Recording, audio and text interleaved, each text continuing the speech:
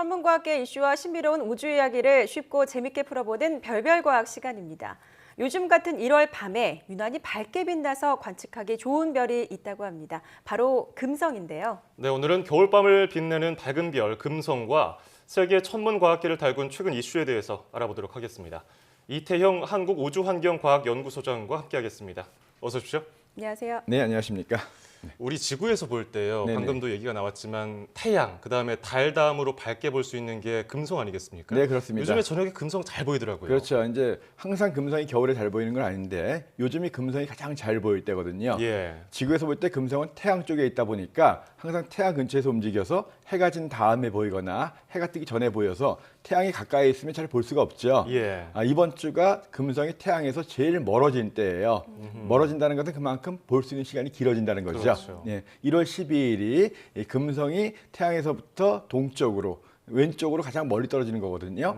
태양보다 동쪽에 있으니까 해가 지고 난 다음에 서쪽 하늘에 아직 남아 있는 거거든요. 예. 그래서 이 태양에서 떨어지는 각도가 한 47도. 그래서 과학 시간에 배울 때 동방 최대 이각 뭐 이렇게 어려운 말로 배웠는데 예. 그죠? 머리 아프시죠? 그러니까 이 금성이 태양에서 왼쪽 동쪽으로 제일 많이 떨어지는 날이 1월 12일이란 날이고요. 이때는 한 3시간 이상 금성을 볼 수가 있습니다. 예. 이때부터 금성이 굉장히 지구 쪽으로 가까워지기 때문에 점점 밝아지거든요. 그래서 앞으로 1월 말까지는 굉장히 밝은 금성을 볼 수 있는데 좀 전에 말씀하셨듯이 금성의 밝기가 1등성이라고 하는 제일 밝은 별보다도 100배 이상 밝아요. 그러니까 등급으로 마이너스 4등급이 넘는 건데 그렇게 밝다 보니까 금성을 못 보신 분들이 금성을 보면 와 밝다. 뭐 거의 지난 1월 2일 같은 경우에는 금성 옆에 초승달이 같이 있었거든요. 예. 마치 UFO가 나타난 것이 아니겠느냐. 이렇게 또 이제 신고하시는 분들도 계셨고요.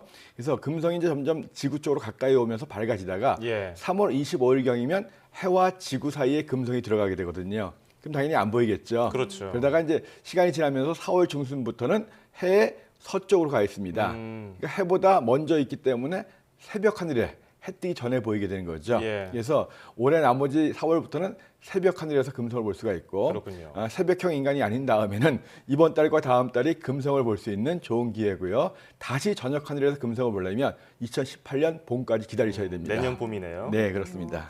금성이 이제 보이는 때에 따라서 이름이 좀 다르다고 하던데요. 네, 어떻게 다르세요? 금성이 참 그렇게 밝기 때문에 이름도 많죠. 맞아요. 이름이 많다는 건 그만큼 유명하다는 거고요. 금성의 이름 알고 계신 이름 있으세요?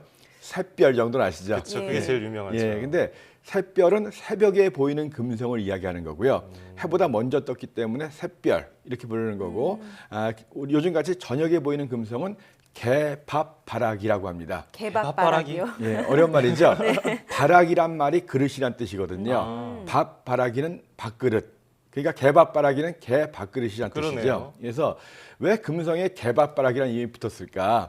옛날에 이제 우리가 이제 뭐 시골에서 농사 짓는 분들이 이제 저녁 때가 되면 농사일을 마치고 집으로 돌아가면서 그 금성이 밝게 뜬 모습을 보면서 집에서 기다리고 있을 개들을 생각한 거예요. 개밥 걱정을 했다라고 해가지고 금성을 보면서 개밥 그릇 이렇게 이름을 붙이지 않았는가 이런 얘기들이 나오는데요. 재밌는 추측이네요. 네, 아무튼 이 집에서 지키고 있는 개 밥까지 걱정해주는 그런 마음들이 있는 건데 개밥바락이라고 불리고 한자로는 태백성 또는 이 장경성 굉장히 밝다라는 뜻의 이름을 불렸고 예. 아까 말씀드렸듯이 이제 4월부터는 이제 새벽에 보이게 되는데 새벽에 보일 때는 샛별 또는 이제 새벽을 여는 별이라고 해가지고 한자로 계명성, 명성 이렇게 이름을 불렸습니다. 이렇게 이름 여러 가지 알고 있으면 좀 유식해 보일 수도 있겠는데 너 그러니까요. 개밥바락이 봤어? 뭐 그러니까 이렇게. 오늘은 이런 명칭으로 부르고 예, 다음 그래서 날은 또 이렇게 샛별이라고 하는 부르고. 것은 50절밖에 안 됩니다. 그렇군요. 새벽에 보이는 게 샛별이고 저녁에 네. 보이는 금성은 개밥바라기. 개밥바락이 오늘 하나 기억해두겠습니다. 네, 네, 네. 자, 그리고 영어로 부를 때는 서양에서 비너스라고 부르잖아요. 미의 네. 여신을 또 비너스라고 그러는데 네, 네.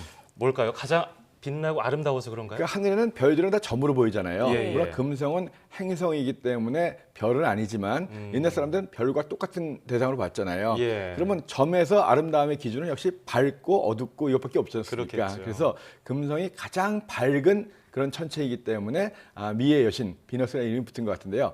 사실 금성이 이렇게 밝게 빛나는 이유는 금성의 대기가 두껍기 때문이에요.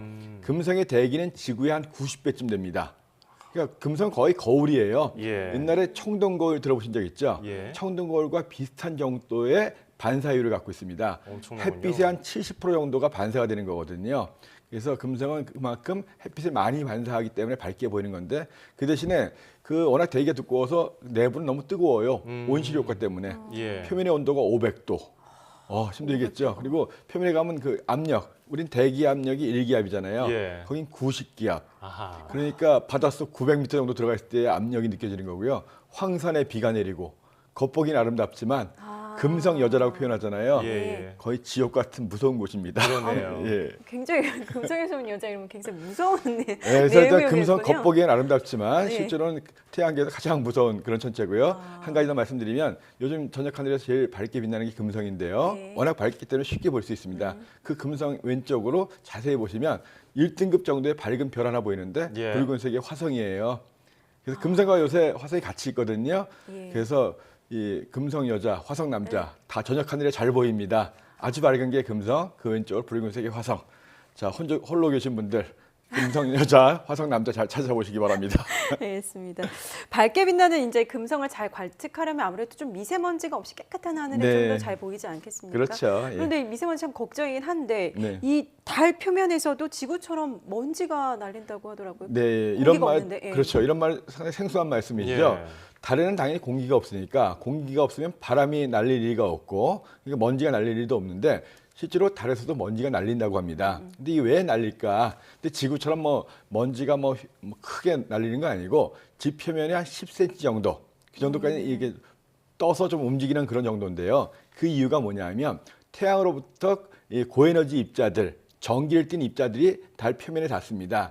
지구는 자기장이 있기 때문에 이런 입자들이 땅에 못 내려오고 양극으로 몰리면서 이제 오로라를 만드는 그런 예. 원인이 태양에서 온 고에너지 입자들이거든요. 근데 달에는 자기장이 없으니까 이렇게 전기를 띠고 있는 고에너지 입자들이 표면까지 닿는 거예요. 예, 예. 여기에서 정전기 효과가 나타나면서 이 먼지들이 정전기 때문에 붕붕 떠다니는 거예요. 그래서 이번에 그 나사에서 그 달 과학 연구소가 있는데 예. 거기에서 이 달에도 먼지들이 날리는데 그 이유가 바람 때문이 아니라 태양에서 온 전기를 띠고 있는 고에너지 입자들에 의한 이런 정전기 효과 때문에 그렇다 하는 것들을 이제 그 발표한 거거든요. 예, 그렇군요. 예, 그럼 이번 그렇습니다. 연구에서 뭐 우리가 그동안 이해할 수 없었던 게 좀 밝혀진 게 있습니까? 예, 그래서 과거에 이제 그 달을 탐사했던 우주선들이 사진을 찍어 보니까 예, 예. 지평선 장광이라고 해가지고 이게 지평선 근처에 뭔가 희미하게 빛들이 있는 것처럼 보이는 거예요. 예, 그렇죠. 우리가 이제 우주에서 보면 지구에 이제 여명같이 대기에 의해서 빛이 산란되는 것 같은. 이상하게 달에는 대기가 없는데 지평선 장광이 왜 있을까 예. 이런 고민을 했는데 이것이 바로 정전기 효과에 의해서 먼지들이 날려가지고 이 햇빛을 산란시키는 것이 아니겠느냐 아하. 이런 것들이 밝혀졌다는 거죠. 예. 그래서 사실은 달만 해도 거의 먼지가 공기가 없고 화성만 하더라도 화성도 지구의 대기의 1%밖에 안 되거든요. 예. 그래서 화성에서도 뭐 영화에 보면 막 먼지 날리고 막 그러잖아요. 그렇죠. 그런 일은 있을 수가 없어요. 실제로 지구의 공기의 1%밖에 안 되기 때문에 그렇죠. 그렇게 먼지를 막 밀어낼 만한 공기가 없는 거거든요. 그래서 그런 데서는 역시 또 이런 정전기 효과에 의한 물론 이제 1%도 있으니까 바람은 불겠는데 달이 오히려 화성이 지구보다는 달에 좀 더 가깝지 않겠는가 이런 생각도 해봅니다. 예. 네. 그러면 미 항공우주국 나사가 블랙홀의 비밀을 풀기 위해서 우주망원경을 발사한다는 소식도 있어요. 네, 이 블랙홀 같은 경우에는 당연히 이제 지상에서는 관측이 안 되거든요. 예. 빛조차도 빨아들이는 곳 블랙홀이라고 알고 있죠. 그래서 이 블랙홀을 관측하기 위해서 이제 1990년대에 그 찬드라라고 하는 엑선 위성을 올린 적이 있어요. 블랙홀 자체에서는 빛이 안 나오지만 블랙홀로 빨려 들어가는 물질들이 서로 충돌하면서 엑선 같은 게 나오거든요. 강한 빛이잖아요. 그래서 이런 엑선들은 지구의 대기에 막혀가지고 땅에선 관측이 안 되기 때문에 이런 엑선을 관측하기 위해서 1990년대 찬드라라는 이제 엑선 위성을 올렸는데 예. 이것이 거의 20년 가까이 됐거든요. 그래서 이제 거의 수명이 다 했기 때문에 2020년대에 제2의 이 엑선 관측 위성을 올리겠다. 그래서 한 20억 불 정도, 그러니까 우리나라 돈으로 한 2천억 정도의 돈이 들어가는 거거든요. 예. 하지만 하지만 우리가 블랙홀이라고 하는 것 자체가 정말 우리가 알고 싶은 거고, 그렇죠. 근데 나가지 않고 땅에서는 관측할 수도 없고, 예. 그래서 이런 블랙홀을 관측하기 위해서 2천억 원 정도의 예산을 써서 제2의 블랙홀 관측 위성을 올려보내겠다 이런 발표를 했습니다. 참 부럽네요. 그런 재력이 나사에서는 뭐 하고 싶은 거 다 하는 것 같아요. 보면. 자 그런가 하면은 예. 외계 신호라고 알려진 뭔가 그 전파 파열음 우주에서 예. 날아오는 것으로 알려져 있었는데 이거 의문이 좀 풀렸습니까? 예, FRB라고 해가지고 순간적으로 강한 전파가 나타나는 거예요. 예. 그래서 이제 그 급속 전파 파열 이렇게도 얘기하는데 이 시간 간격이 수백 분의 1초 정도밖에 안 됩니다. 100분의 1초. 보통 알아듣지도 못하죠. 예. 전파 망원경으로 우주를 관측하다 보니까 순간적으로 삑 하는 이런 신호가 들어오는 거예요. 아하. 2007년부터 한 18번 정도 관측이 됐는데 예. 그중에 딱 2번만이 한 곳에서 왔고 나머지는 어디서 온지도 몰랐거든요.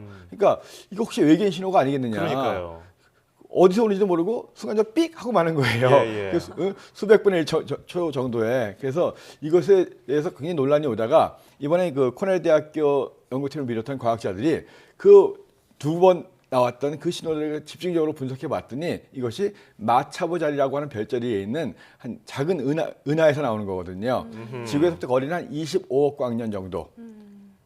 가늠이 안 되네요. 가면 안 되죠. 예, 예. 그러니까 25억 광년은 빛이 25년 가는 거리이기 때문에 그러니까요. 25억 년 전의 신호라는 얘기거든요. 아하. 25억 년쯤 전에 마차보 자리에 있는 자그마한 은하에서 지구로 발사된 예. 그러니까 원인모를 자그마한 전파 파열음이 들어왔다.